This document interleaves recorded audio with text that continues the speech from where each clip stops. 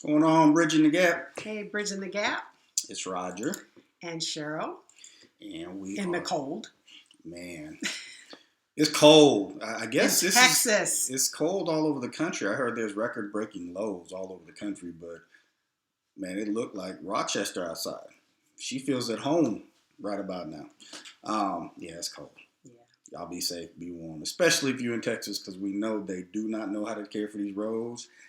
And these people out here don't know how to drive as it is. So, be careful. Stay in the crib if you can. Let this stuff melt off.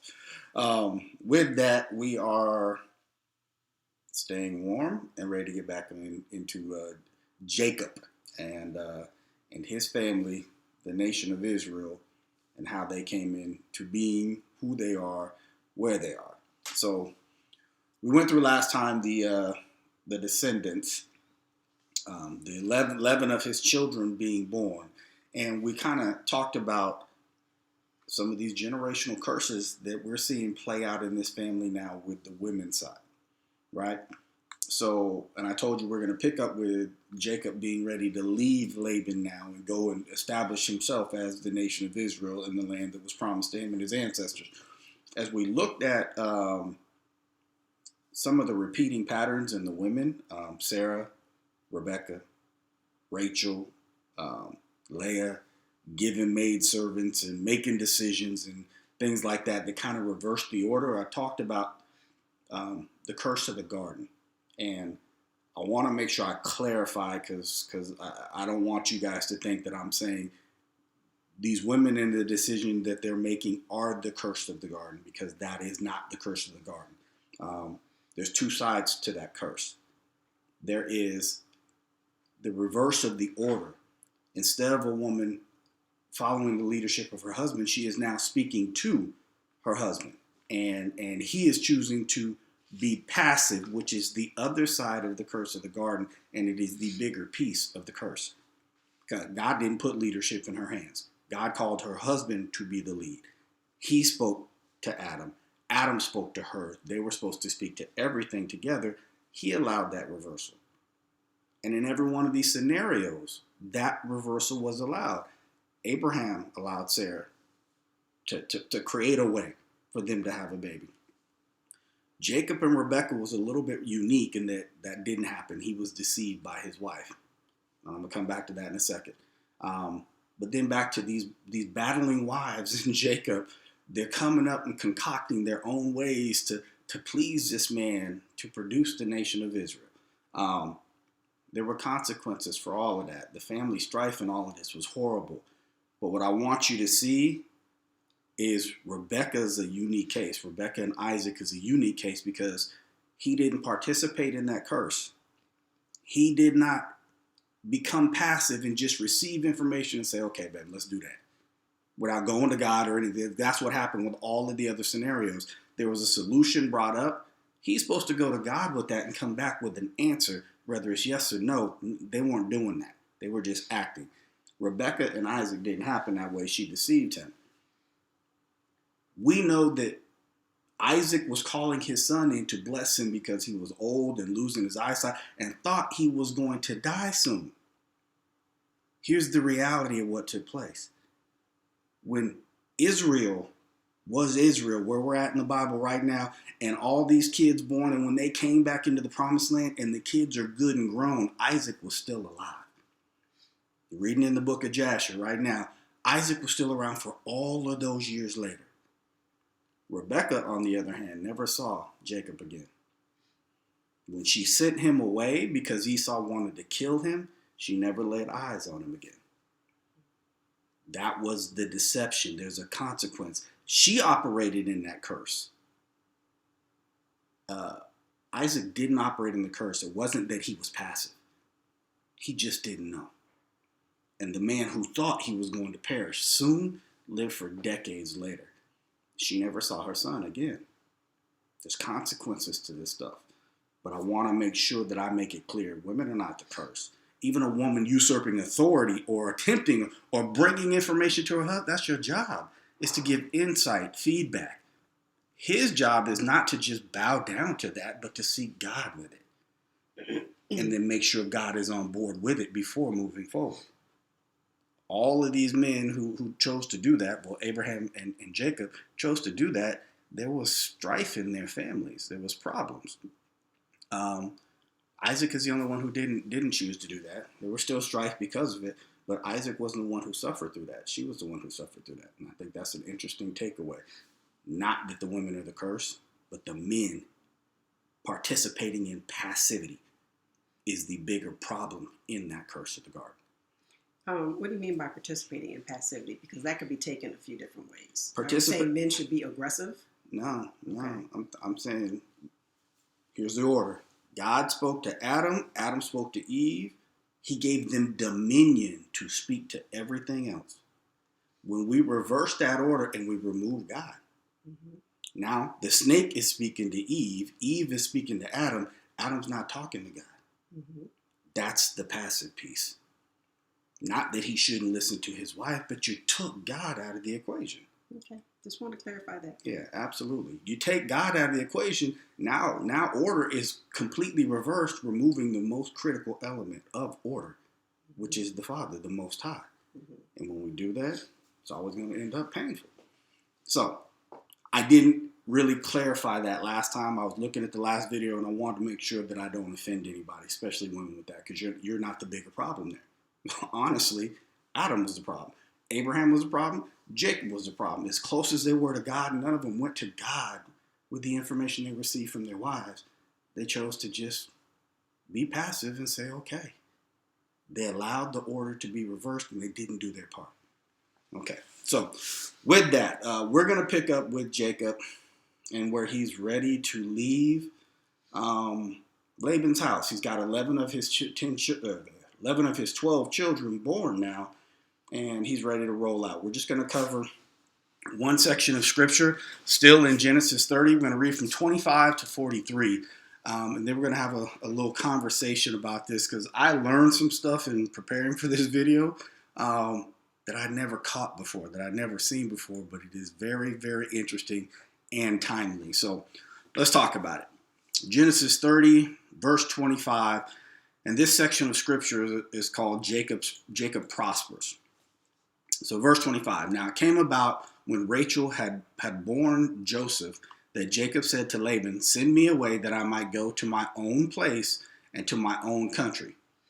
Give me my wives and my children for whom I have served you, and let me depart, for you yourself know my service which I have rendered you.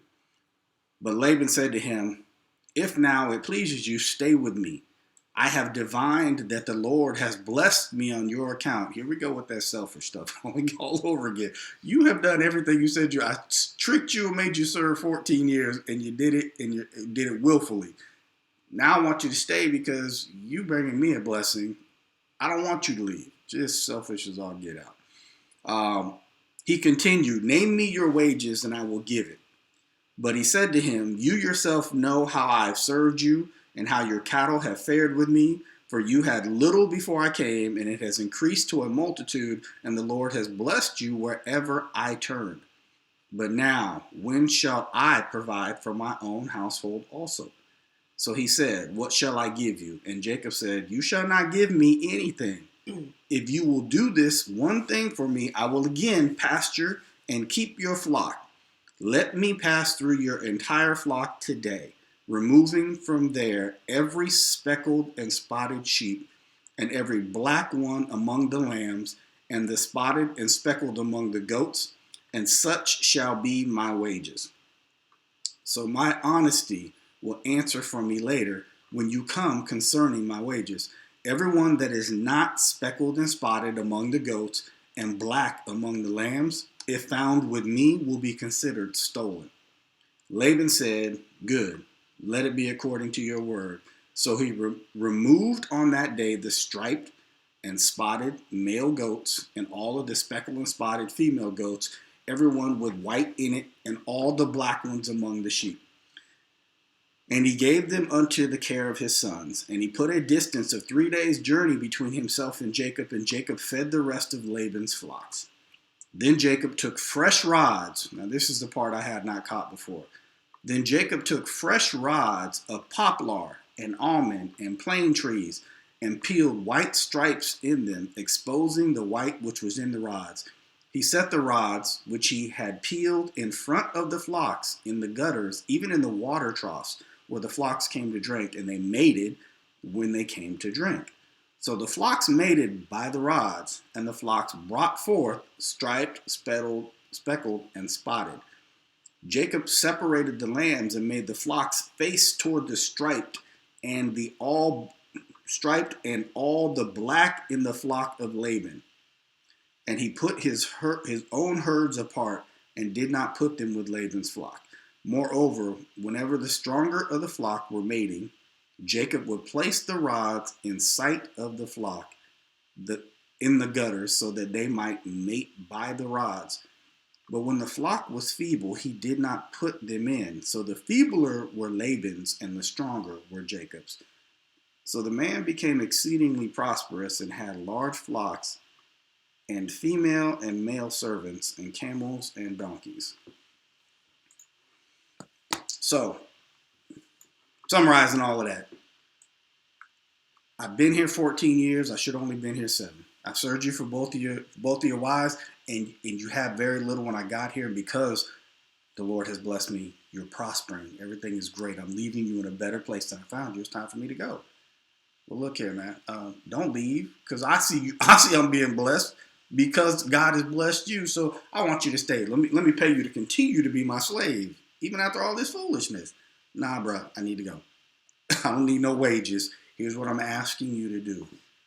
Let me separate out the spotted and speckled and striped of the livestock, basically the impure, is how I'm receiving that. Let me take the ones that don't look so good, and then you take the rest. And that sounds like a fair deal, because who could control that? Which ones come out what color, right? This rod that he placed in front of them, he put it where they drink water. He put it where it was something they saw that produced the flocks that he could keep. So basically, without deceiving this man the way he had been deceived, he basically manipulated the situation with what these animals saw. And I never caught that before. Now, Cheryl had some experience with this. So. Yeah, because basically he created the stripes and the rods. If you peel a branch or whatever, it's going to have the little knots, right? You're going to peel it. It's not necessarily going to be clean. Those are the knots, the speckles. And so the animals saw the stripes and the spots. And because what you focus on is what you're going to produce, that's what they produced. So Cheryl had a mentor who had covered this, talked about this before. Yeah. And talked about what we see and what we focus on is what expands. And what produces. Yeah. Right. And I never caught that in the scripture, but what it brought to mind was life and death is in the power of the tongue. We speak what we think. We basically, God is telling us we have the ability to create. You have the ability, what you focus on, what you see, what you're locked in on. As an athlete, I there's a phrase that we use. It's called being in the zone. You're in the zone. You can't see nothing else. It's tunnel vision. It's being completely locked in, and you basically have the ability to create what you've seen. I've had games in college where I dreamt certain things the night before that actually took place on the field the next day.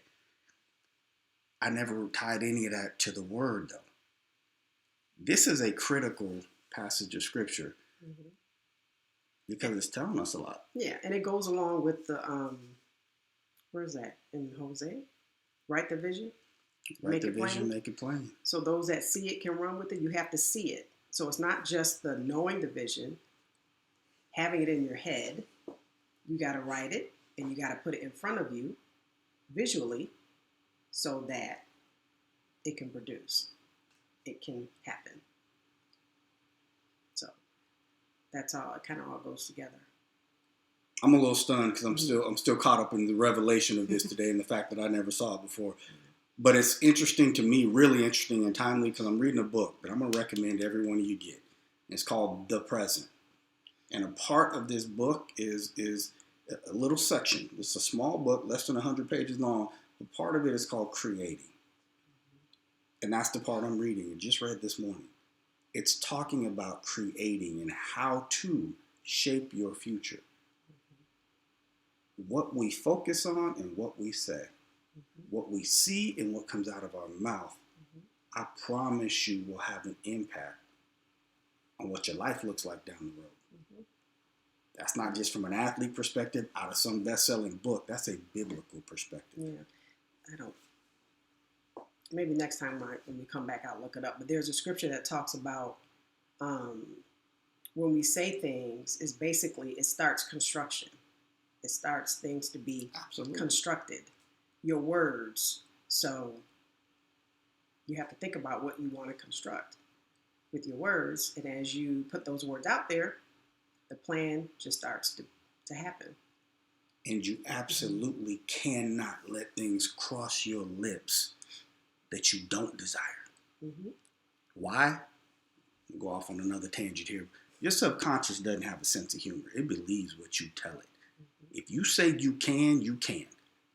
If you take two people who are overweight and one is focused on and constantly saying, I don't want to be this way. You're focused on the negative. You're speaking the negative. The other person who's saying, I'm going to lose weight. I'm going to be healthy. I'm going to do that. That person is going to have about an 80% better chance of reaching the desired goal than the one who's speaking negativities. Your subconscious does not have a sense of humor. It believes what you tell it. That's that speak those things that be not. As though they were. That means you say it as they are now. Like, you don't say what's happening now. You say how you want them to be. And a lot of people have trouble with that because they think of it as lying, but it's not lying. It's creating. It's saying what you expect, and you're saying it in the now. So when you say it in the now, it causes things to start happening to make that reality. Constructing. Yeah, constructing. The building blocks. Yeah. Your words, what you focus on, where your attention lies, are building blocks for your future. Yeah. And I believe at some point, our ancestors knew this to a level higher than what we know it now. And they operated in that. And I think we got to get back to that. Functioning in that. I'll take a little bit of, just a little bit of consciousness on this topic now. Just a little bit would be a huge shift. Because we say things all the time that have nothing to do with what we claim we desire. Very true. Say what you want. Say what you desire. Everybody knows what's bad. Don't need to know what's bad. Need to focus and lock in. See what's good. Speak what's good. Get to that place. But anyway. That's it for this one. We're not going to go any deeper than that. I'm going to let that marinate because I'm still marinating on it. I figured that was enough for one day because that is critical. He produced the livestock for his family's generational wealth without lying and deceiving this time. He controlled and manipulated the situation in his favor, but he did not lie to Laban. He didn't really, he used the laws that the Most High created. You focus on something, it's going to cause something to produce. Right, but before he was producing for Laban. Yeah. The idea here, I think, for Laban was that you're going to continue to do that now. Jacob was focused on, it's time for me to produce for my family. So he allowed him to operate under that assumption. He literally took what he knew and what God had planted in him to produce something different than what Laban assumed. And there's really nothing wrong with that, but I think he was very, very well aware of what Laban wanted. And he knew, and I think he knew Laban had done him dirty, and he was expecting too much and still continuing to be greedy. And he created a scenario for his family to thrive. And then he produced, he created the means by which that would happen, which should tell us a lot. It didn't take a whole lot. They just had to see it every day. They saw those stripes, and spots every time they went to eat. And it said every time they made it, they were there next to those seeing it. And he spoke it. Yeah. He said, it's time for, when shall I now feed my family? Yeah. It's time for me to provide for mine. Mm-hmm. He spoke what was on his mind. Mm-hmm. And he put in front of the livestock what they needed to see to produce his words. Mm-hmm. That is a powerful, powerful portion of scripture. Mm-hmm. So like I said, we're going to leave it there. We're going to let that marinate. I don't even know where we're going to pick up at next time because I'm still processing this, but we'll be back in a week or so. You guys have a good week. Bye-bye.